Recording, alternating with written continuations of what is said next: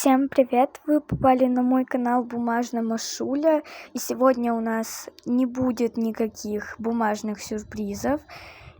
Я решила, что буду снимать Roblox. Да, опять, точнее не опять, а снова. Буду снимать не настоящий ММ2, так как у меня детский Roblox. Вот. В общем, бумажный сюрприз я буду снимать, возможно, в конце следующего года, но это еще не точная дата.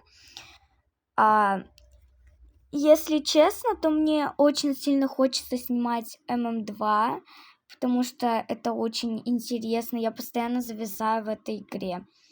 Вот. Потом я буду, после ММ2 снимать, наверное, мир сквишей, и уже потом бумажные сюрпризы. На этом все. Всем пока!